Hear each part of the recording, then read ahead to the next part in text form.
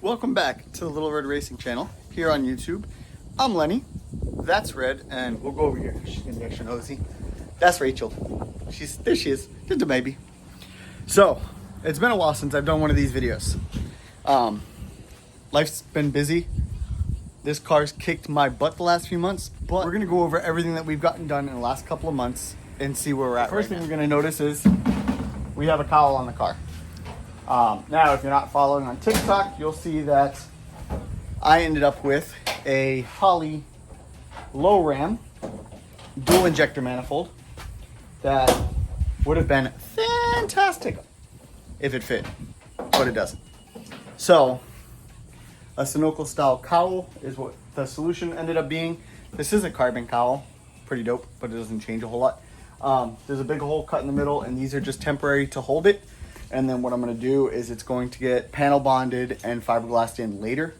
But for right now, we're just resting there to keep everything covered. All right, so now you can see that the motor is in place. It is wired. It is plumbed. It is running, sort of.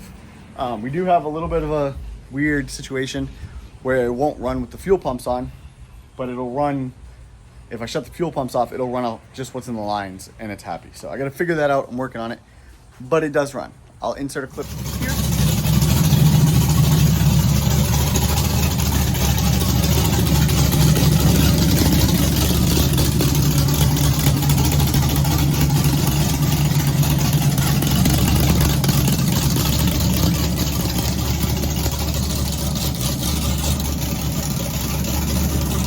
A good chunk of this is not final placement. If you'll notice, we have the radiator here.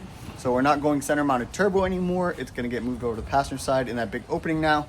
I'm working on getting all the little bugs worked out of the tuning stuff, like the startup, the oil pressure, making sure all that stuff's good. I'm working on all that before I connect the turbo. I also generally like to run the motor through a few cycles with like break-in oil, basically just cheap oil I know I'm gonna throw away anyways. Run the motor through that a little bit first, and then drain that all out and put fresh stuff in before I started with a turbo on it. That way you don't send gunk through your really expensive turbo, because I can't afford to buy a new one. For all of the testing purposes, I've just had the battery here in the passenger seat, and I have wires run. I've got it to a point where I have basically all of the wires run where they need to go, except for putting the battery in the back. But I'm working on up here, so I don't have to keep going back and forth. But I just finished. So we have a starter button in the dash. We also have a starter button under the hood. So if I need to bump the motor over, I can do that under the hood, or I can do it at the dash. The dash is resting in place. It is also wired. Pretty dope. I actually really like how that turned out. We have a 3D printed panel here. If we open the glove box, my camera won't show it. We have the MS3 Pro Evo is sitting in there. Passenger seats will go back in. I had a buddy off Facebook donate a mount and a CO2 bottle, so we have that, which is freaking awesome. Super appreciate that. Told you she was gonna be nosy. So what I gotta check right now is I'm gonna connect some wires, and I'm gonna verify that the starter button and the on-off button that I installed on the dash are functional. The on-off button is going to send power to the starter button. It's also going to send power to the ECU. So it's the ECU on-off, and it's that. The ECU on-off and the dash on-off are two separate buttons. The reason for that is the dash uses a 5-volt reference, whereas the ECU uses 12-volt reference. So I have a converter for the dash behind the dash, like we've talked about before, and I didn't want to have to like de-pin or break stuff down if I had to take wires out, so I kept it as two separate systems. It's a little redundant, but it ain't that bad. It's one button. We also have all the lights are wired to the dash, the switch panel up there. So we'll be able to go through those. It's getting dark. Once it's actually dark, I'm going to move Carmen back a little bit. And I can't put this down because I have the transmission jack under there, but we're going to do some night shots. I may fire it up and just see it with everything functioning, because I haven't done that yet. Getting this motor running is the motivation I needed to keep going on this car. Perfectly honest with you guys, this car was going to get listed for sale or trade for an S197 11 to 14 because I was just so done with it. It was just kicking my butt, and it was one of those things where like things just couldn't seem to go right. But we're here now, so let's take a look. All right, so fuel pump, powers, the lights turn on and off. Ooh. So that works. ECU power, that kicks on. And now if I shut this off, hey, that doesn't send starter power. All right, let's figure that out. Hey dummy, if you put the ECU off, it's not gonna send starter power. All right.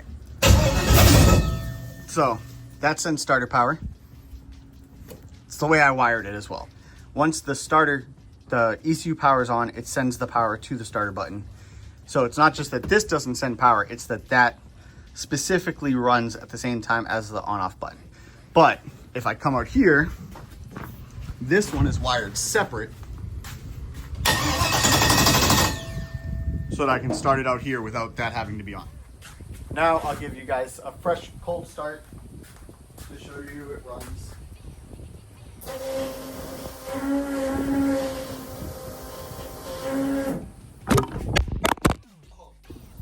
All right, let's try this again.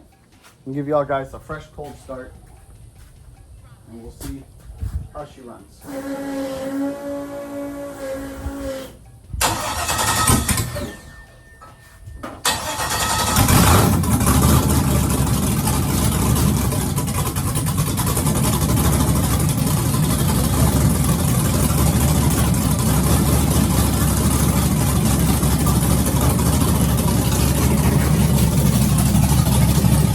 So there she is, guys. She's functioning. Start to finish, we're everything short of a turbo. We have to move the battery to the back, finish the wiring there. All the hard wiring, I guess. But that, I guess, is the hard part. It runs.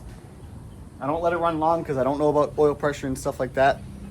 I mean, it shows oil's getting places, but I can't verify it right now because the sensor's doing something weird. So try not to run it long. But that'll be it for this week. Appreciate y'all. I'll see y'all in the next episode. And as always, get up, get after it.